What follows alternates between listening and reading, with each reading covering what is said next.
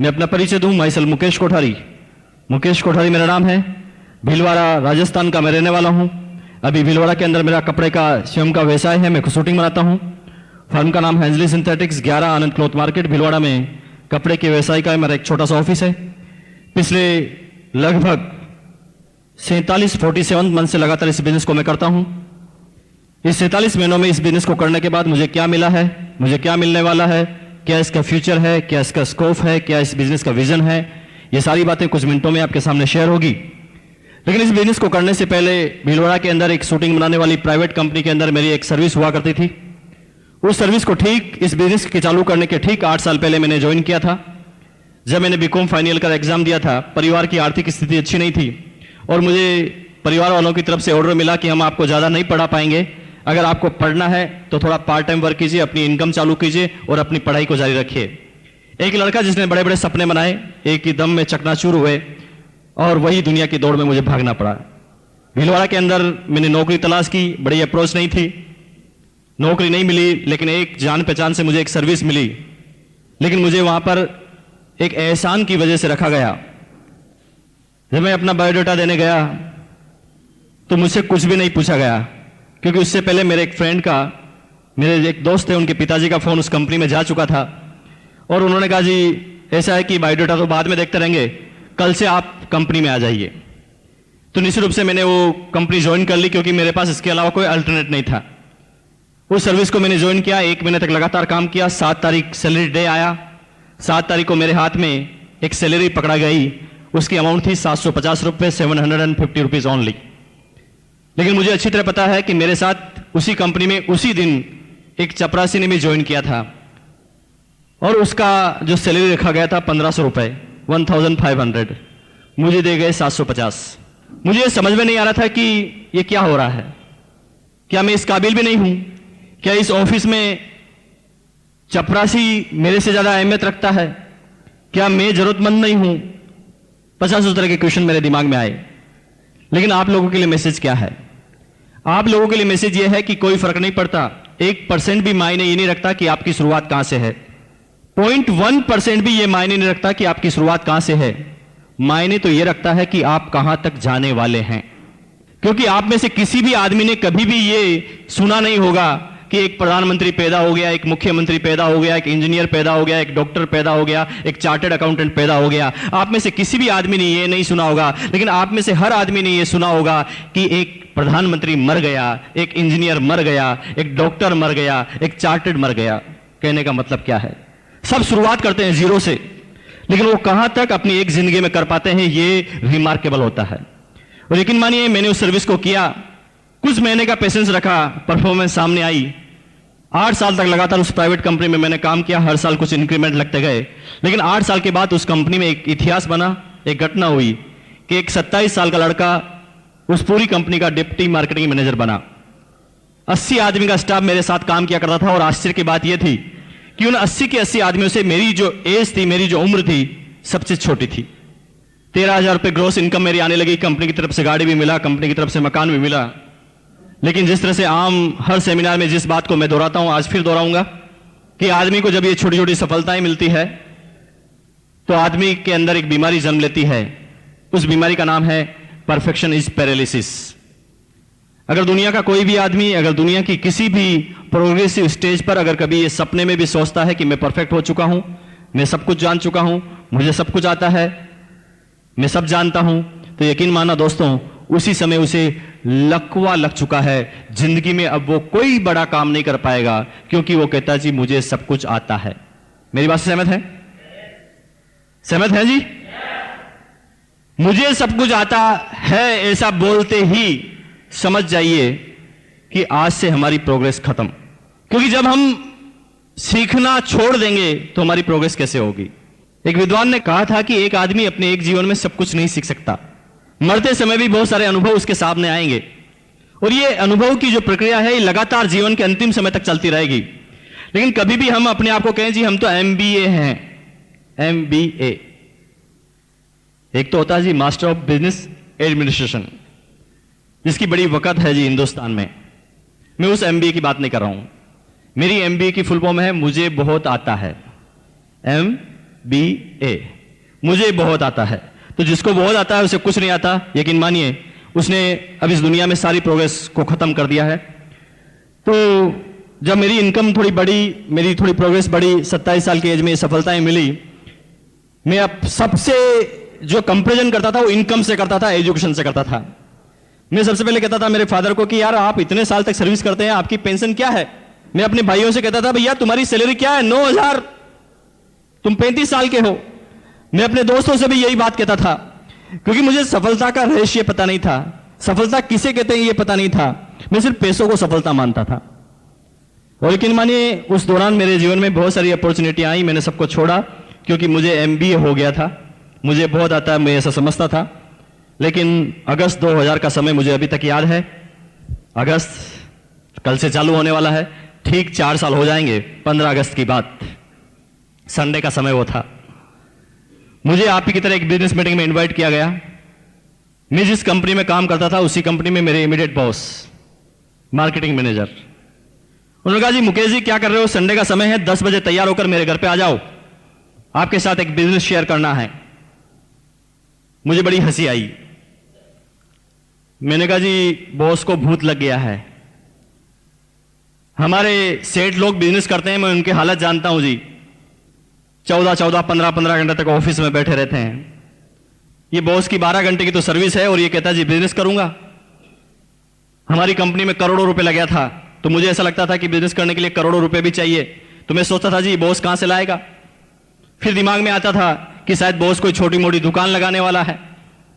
ऐसा लगता था कि शायद 1-2 लाख रुपए इसके पास इकट्ठे होंगे, ये कोई बिजनेस करेगा, डूबेगा और मुझे भी पार्टनर बनने के लिए बोल रहा है।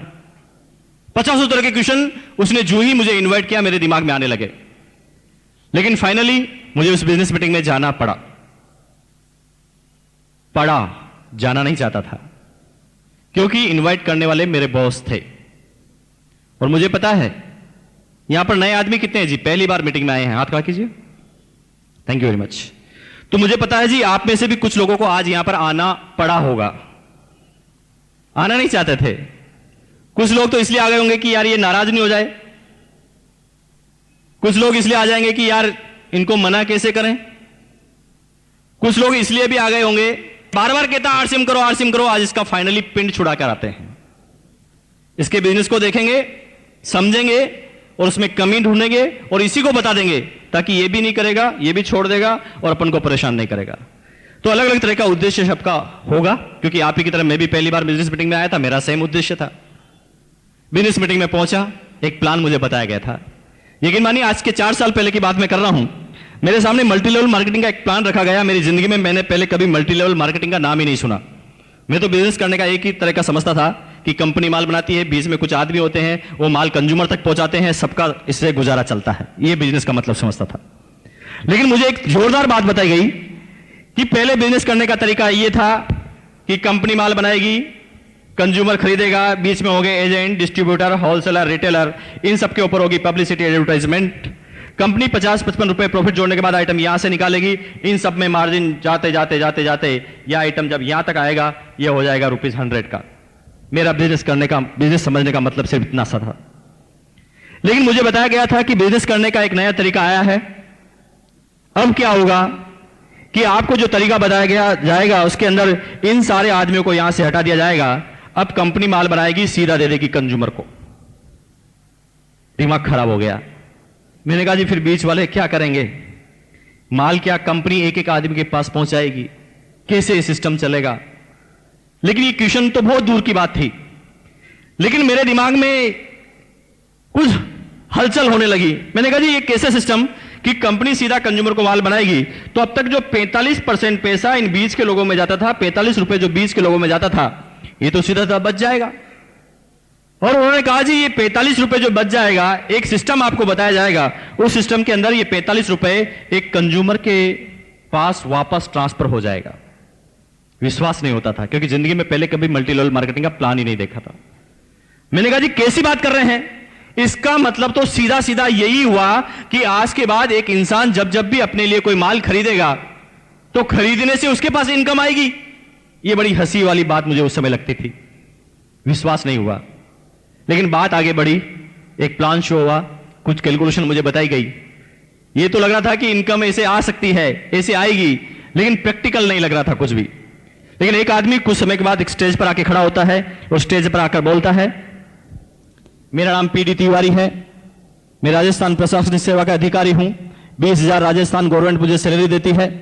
इस बिजनेस को 7 दिन पहले मेरे एक दोस्त ने बताया, मुझे कहा था जी कपड़े की दुकान चेंज करनी है। मैंने इस बिजनेस को समझा नहीं और कपड़े की दुकान चेंज की और मैंने कुछ कपड़े खरीदे। जब मैंने कपड़े खरीदे तो मेरे कुछ दोस्तों ने कहा जी आप कपड़े कहां से लेकर आए। मैंने वही बात रिपीट की, जी मैंने ऐसे कपड़े खरीदे। तो मेरे 3 दोस्तों ने और कपड़े खरीद लिए और सिर्फ यही काम किया जो पहले मैं करता था। उसका नतीजा है कि 7 दिन ये तारीफ करने से मेरे घर में एक चेक आता है, उसकी अमाउंट होती है 512 रुपए। जो ही मुझे उस आदमी ने कहा जी 512, मुझे 101% यकीन हो गया कि यह बिजनेस एकदम सही है। क्योंकि एक साधारण आदमी क्या समझता है, यहां पर भी कुछ आदमी होंगे जिनको पहले मैंने इस तरह की इनकम आई होगी 200 से लगाकर 1000 के बीच में। कोई आदमी है जी? हाथ खड़ा कीजिए, खड़े हो जाइए अपनी जगह से एक बार प्लीज। जोरदार तालियां इनके लिए, थैंक यू वेरी मच। देखिए तालियां, मैंने कहा जी तालियां लीडर कैसे बजाते हैं, मेरे लिए नहीं और इनके लिए ताली बजाने की जरूरत नहीं, अपने लिए बजाएं ताकि आपको याद रहे। जोरदार तालियां, थैंक यू वेरी मच। तो ये वो लोग हैं जिनको पहली इनकम आई। पहली इनकम वाले ही आपके मार्गदर्शक हैं जो नए लोग हैं। क्योंकि आपकी पहली इनकम, जिन लोगों को इनकम आई, मैं खास रूप से बताना चाहूंगा कि आपको लगता है जी पहली इनकम 1 लाख रुपए आती तो कितना अच्छा होता। यस और नो? थोड़ा तेज बोले जी। किसको अच्छे नहीं लगता 1 लाख रुपए? सबको। पहली इनकम 1 लाख आती तो मजा आ जाता। लेकिन मानिए अगर पहली इनकम आपकी 1 लाख आती तो दूसरे महीने इस बिजनेस को आपको छोड़ना पड़ता, आप कर ही नहीं पाते। क्योंकि एक जर्नल आदमी कभी भी बड़ी बड़ी बातों पे बिलीव नहीं करता। ये सुनो, आज मैं किसी ट्रेन में या बस में सफर कर रहा हूं या प्लेन में सफर कर रहा हूं, लेकिन मेरे पास वाली सीट पर कोई आदमी बैठा होता है, बात करने के बाद मेरा नियम है कि मैं कभी भी खाली नहीं बैठता। कोई भी सामने है, मैं प्रयास करता हूं कि उससे बात चालू हो जाए और मुझे प्लान बताना चालू करता हूं। प्लान बताने के बाद जब पूरा प्लान खत्म होता है, वो आदमी एक क्वेश्चन पूछता है, आपसे भी पूछते होंगे, बिजनेस तो बहुत अच्छा है लेकिन आपको बताओ आपको कितने आए, आपको कितने आए। यकीन मानिए मुझे अभी भी अपनी बातों को गोलमोल करना पड़ता है, क्योंकि पता है कि एक नया प्रोस्पेक्ट जो अभी इस बिजनेस को समझा भी नहीं है, अगर मैं उसे अपनी बड़ी इनकम बताऊंगा तो मेरी पास वाली सीट से उठ के चले जाएगा, दूसरी सीट पे बैठ जाएगा। वो कहा जी बड़ा फंसाने वाला होगा। हाँ, इतनी बड़ी भी कोई इनकम आती है? जिंदगी भर हो गई 10,000 की सैलरी लेते लेते। ये लाखों की इनकम की बात कर रहा है। जो नया आदमी है ना, वो छोटी बातों पे बिलीव करता है। जो ही उस आदमी ने बोला मुझे 512 का चेक आया, मैंने सोच लिया कि मैंने कहा जी राजस्थान प्रशासनिक सेवा का अधिकारी, 20,000 सैलरी, 500 रुपए की तो इसकी टाई होगी, और इतना बड़ा आदमी कहता है कि 512 का चेक आया। मुझे विश्वास हो गया जी इतना बड़ा आदमी 512 के लिए तो झूठ नहीं बोल सकता। इसलिए आपको शर्माने की जरूरत नहीं है, दमदार तरीके से बोलिए, क्योंकि रिमार्केबल काम किया है आपने। क्या किया है? आप पे अपने आप पे गर्व होना चाहिए। क्योंकि एक छोटी सी बात बताऊं जी, मान लें एक लड़का है जो सुबह 4 बजे उठता है, नहाता है, उसके बाद गाय का दूध निकालता है, गाय का दूध निकालने के बाद गाय का दूध बेच कर आता है, वापस घर पे आता है, उसके बाद अखबार बांटने के लिए जाता है, अखबार की सेलिंग करता है, अखबार बांटने के बाद घर पर आता है, फिर 2 घंटे पढ़ाई करता है, फिर नहाता है एक बार फिर, और उसके बाद 4 घंटे तक लगातार ट्यूशन लेता है, 4 घंटे तक ट्यूशन लेने के बाद लंच करता है, लंच करने के बाद 1 घंटा टहल कर आता है, उसके बाद 3 घंटे और ट्यूशन लेता है और रात को फिर पढ़ने के लिए जाता है। तो ऐसे आदमी पे आपको गर्व होता है या शर्म आती है? गर्व होता है ना, लेकिन कभी कभी हमें शर्म आ जाती है।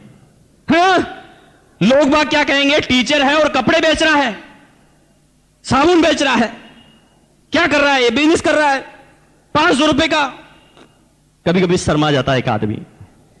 आपको भूलना नहीं चाहिए, धीरूभाई अंबानी ने भी 500 रुपए से शुरुआत की थी।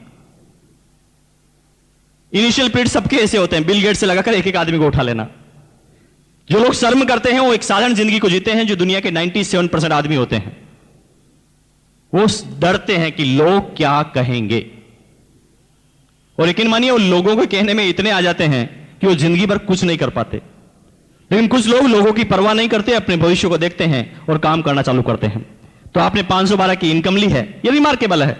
दम लगा के बोलिए, आपका दोस्त टीचर है, आप टीचर हैं, वो 9,000 कमाता है, आप भी 9,000 कमाते हैं। छुट्टी होने के बाद वो घर पर जाकर रिमोट को तोड़ता है, बिजली का बिल जलाता है, पत्नी से झगड़ा करता है, बच्चों के डांट लगाता है, कमियां निकालता है बीबी के काम में, और उसी जगह आप इसी टाइम को कन्वर्ट करने के बाद आरसीएम का काम करते हैं और 512 का चेक आता है। ये रिमार्केबल है। क्यों नहीं दम लगा के आप इसमें बात करते हैं? और यकीन मानिए, ये आपका जब कॉन्फिडेंस शो होगा तभी सामने वाला आदमी आपसे प्रभावित होगा। अब बात आती है कि मुझे विश्वास हुआ, मैंने कहा जी इतना बड़ा आदमी 512 के लिए तो झूठ नहीं बोल सकता, मुझे करना चाहिए, और मैंने इस बिजनेस को करना चालू किया। जिस तरह से आम इंसान के साथ होता है मेरे साथ भी हुआ। पहले मुझे 244 रुपीज का चेक आया। समझ में नहीं आ रहा था कि बिजनेस किस तरह का है, लेकिन फिर भी लगा रहा। मैसेज है संगत का असर। कभी कभी हम सही संगत में नहीं रहने के कारण भी इस बिजनेस को छोड़ देते हैं। जो लोग अपने आप को और स्मार्ट समझते हैं, जैसे कि मान लें कुछ आदमी आपके पास ऐसे भी आते होंगे जो पहले नेटवर्क कर चुके होंगे, वो नेटवर्क के बारे में जानते होंगे, या मान लें स्कीम वगैरह उन्होंने की होगी, थोड़ा बहुत वो जानते होंगे। तो कुछ लोग क्या कहेंगे, बिजनेस प्लान समझने के बाद वो कहेंगे भाई आगे तो मुझे सब कुछ आता है। उनको कहते जी मीटिंग अटेंड करो। अरे मीटिंग की जरूरत नहीं है, हम तो खुद ही लीडर हैं, हमें सब पता है कि कैसे लोगों को समझाना है। और लेकिन मानिए होता क्या है, वो यहां से कितना ही चार्ज होके जाए, 10 आदमी के मिलने के बाद वो घर पर जाकर बैठ जाता है। वो कहता जी बिजनेस नहीं होगा आगे, और बिजनेस की कमी निकालना चालू कर देता है। आदमी होता है एक मोबाइल के अंदर होती है एक बैटरी। बैटरी को चार्ज करना जरूरी है, बाकी मोबाइल चलेगा नहीं। हां, बैटरी अलग अलग कंपनी की हो सकती है, लाइक नोकिया, सैमसंग, सबकी कैपेसिटी अलग अलग हो सकती है, बस फर्क इतना सा है। लेकिन कुछ लोग सोचते हैं जी हम हमेशा चार्ज हो गए। मुकेश कोठारी भी नेगेटिव होता है, मिस्टर टीसी छाबड़ा जी भी नेगेटिव होते हैं, बीसी छाबड़ा भी नेगेटिव होता है। क्यों?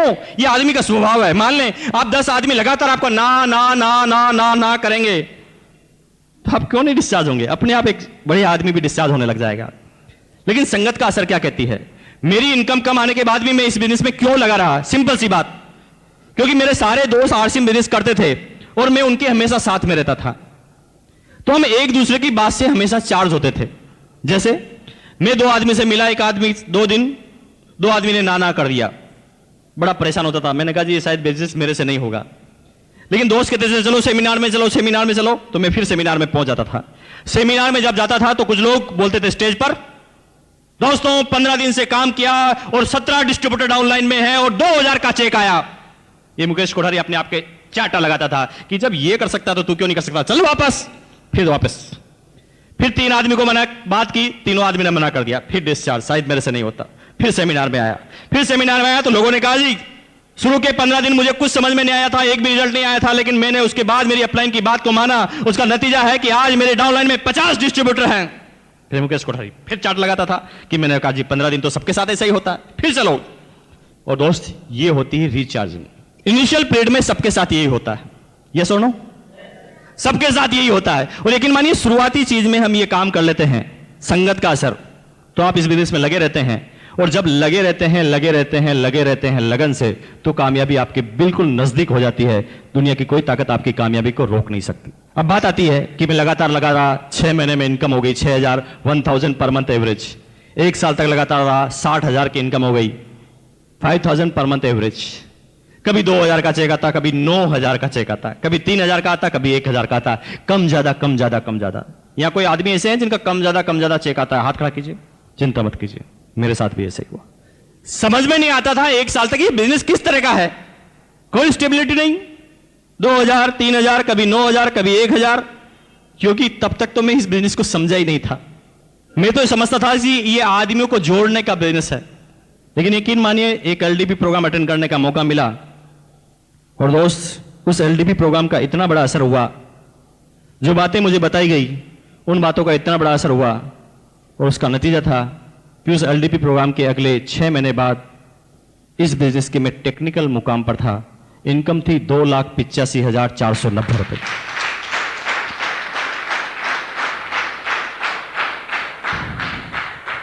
तो वही बात है कि इंजन तो मैं पहले भी था, लेकिन रोड पर चला रहा था अपने इंजन को, दौड़ नहीं रहा था। जो ही मैं सिस्टम में आया, इंजन दौड़ने लगा। सब लोगों ने जिन्होंने भी इनकम प्राप्त की है, उन्होंने सबसे पहला जो काम किया है, आपको क्या लगता है जी, क्या काम किया उन्होंने? सबसे पहले उन्होंने कोई नया काम नहीं किया, उन्होंने जो काम वो पहले करते थे वही काम किया, लेकिन सिर्फ काम की दिशाओं को चेंज किया। जैसे पहले एक लाला की दुकान से प्रोडक्ट खरीदते थे, अब वहां से उसका मुंह चेंज किया, क्योंकि अब तक जो कपड़े हम पहनते थे, अब तक जो प्रोडक्ट हम परचेज करते थे, इससे इनकम जाती थी किसी दूसरी माधुरी दीक्षित को। लेकिन अब क्या किया कि उस लाले की दुकान से हमने अपनी दिशाओं को चेंज किया और ये दिशाओं में हमने आरसीएम से प्रोडक्ट खरीद लिया और अब हमारी इनकम आएगी हमारी घर की माधुरी दीक्षित के पास। और सिंपल सा नतीजा क्या है कि आज कंपनी के जो प्रोडक्ट आ गए हैं, इतने ढेर सारे प्रोडक्ट आ गए हैं कि कोई आदमी आरसीएम बिजनेस में कलकत्ता में चाय पीता है और चाय पीने के बाद कलकत्ता में बोलता है वाह मजा आ गया, जो ही उसे चाय में मजा आता है मेरी जेब में 100 का नोट आ जाता है। फर्क इतना सा। और यही वह बिजनेस है कि अब तक ये पैसा अमिताभ बच्चन, शाहरुख खान, वर्ल्ड के, हिंदुस्तान के कुछ चंद लोग ले जाते थे, जिनका हिंदुस्तान की 90% इकोनॉमिक पर प्रभाव होता था, कि हिंदुस्तान का 90% जो पैसा है वो हिंदुस्तान के 10% आदमियों के पास है। लाइक मिस्टर धीरूभाई अंबानी, टाटा, बिरला, बांगड़, बजाज, सिंघानिया, ये सारे लोग के पास जो टोटल कैपिटल है हिंदुस्तान की 90%, और बाकी जितने भी लोग हैं वो 10% कैपिटल के लिए काम कर रहे हैं और संख्या है 90%, जिसके अंदर सब आ गए जी, आईएएस अफसर, आरएएस अफसर, चोरी चकारी लूटपाट सब आ गए जी। अब आप देखिए हम क्या कर रहे हैं, दूध और मलाई इनके पास, हम तो मट्ठे के लिए लड़ाई कर रहे हैं। और यकीन मानिए ये जीवन की दौड़ अगर ये 10% के लिए हमारी लगी रही तो दुनिया के एक साधारण इंसान की तरह से हमारी जिंदगी निकलेगी। कब हम इस दुनिया से आउट होंगे दुनिया हमें याद करने वाली नहीं, यहां तक कि हमारे पोते भी हमारे नाम को भूल जाएंगे। कुछ लोग कहेंगे जी नहीं नहीं ऐसा नहीं है, हमें तो हमारे दादाजी का नाम याद है। ओके, मुझे पता है कि आपको आपके दादाजी का नाम याद होगा, लेकिन वो लोग अपने हाथ को खड़ा करें जो दादाजी के पिताजी यानी दादाजी के दादाजी का नाम जानते हो। नो अरे दोस्त, आपको पता होना चाहिए कि आपके, यस प्लीज, थैंक यू, एक आदमी जानते हैं जी, इनके लिए जोरदार तालियां बजाइए आप, थैंक यू। देखिए यहां पर 200 आदमी 150 आदमी बैठे हैं, और जब मैं दादाजी के नाम पूछता हूं तो सिर्फ एक आदमी का या ना के बराबर हाथ खड़े होते हैं। मुझे आप क्वेश्चन का आंसर दीजिए, क्या आपके दादाजी नहीं होते तो आप यहां पर होते? तो आप जिसकी वजह से हैं उसी का नाम भूल गए, जिसकी वजह से आज आप यहां पर बैठे हैं उसी का नाम आप भूल गए हैं। क्यों? इसमें आपकी और मेरी कोई गलती नहीं है, कोई गलती नहीं। लेकिन आप मुझे बताएं कि वो लोग अपना हाथ खड़ा करें जो हेमा मालिनी को जानते हैं, रानी लक्ष्मीबाई को जो जानते हैं हाथ खड़ा कीजिए, शिवाजी को जो जानते हैं हाथ खड़ा कीजिए, महात्मा गांधी को जो हाथ खड़ा कीजिए। अरे दोस्त, आपको याद होना चाहिए ये भी आपकी 7वीं 8वीं 10वीं 15वीं पीढ़ी में आते हैं। फिर ऐसा क्यों है कि आपको महाराणा प्रताप शिवाजी का नाम याद है, महात्मा गांधी का नाम याद है, और आप अपने दादाजी का नाम भूल गए हैं? क्यों? इसमें आपकी और मेरी कोई गलती नहीं है। शिवाजी कुछ करके गए थे, नाम याद है, महाराणा प्रताप कुछ करके गए थे, नाम याद है, महात्मा गांधी कुछ करके गए थे, नाम याद है, हमारे दादाजी के दादाजी कुछ करके ही नहीं गए थे, नाम कैसे याद होगा? तो उन्होंने एक सिंपल सी जिंदगी को जी थी जिस तरह से एक आम इंसान जीता है, इसलिए उसे याद नहीं रखा जाता। और हमारे साथ भी यही होगा कि कुछ 80 85 70 साल की एज में हमारे जब स्वर्गवास होगा, पता नहीं कि नरक में जाएंगे या स्वर्ग में, लेकिन जब हमारा स्वर्गवास होगा तो ये दुनिया वाले क्या करेंगे? जो आप करते आए हैं, 3 दिन तक ऐसी बैठक रखेंगे, आपके गले में माला पहनाएंगे जी, फोटो के ऊपर अगरबत्ती भी लगाएंगे। 12वें दिन तक तो आपकी फोटो को संभाल के रखेंगे। 12 दिन बाद वो फोटो कहां चले जाएगी आपको पता नहीं चलेगा जी, कौन पैदा हुआ था कौन मर गया भूल जाएंगे ये इंसान। दुनिया के हर आदमी के साथ ऐसा होता है जब हम कुछ कर रहे हैं। लेकिन आप बताइए, क्या धीरूभाई अंबानी को इतनी आसानी से भूल पाएंगे लोग बाग? क्योंकि वो काम इसके लिए करते थे, 90% के लिए काम करते थे, इसलिए हम उनका नाम नहीं भूलते।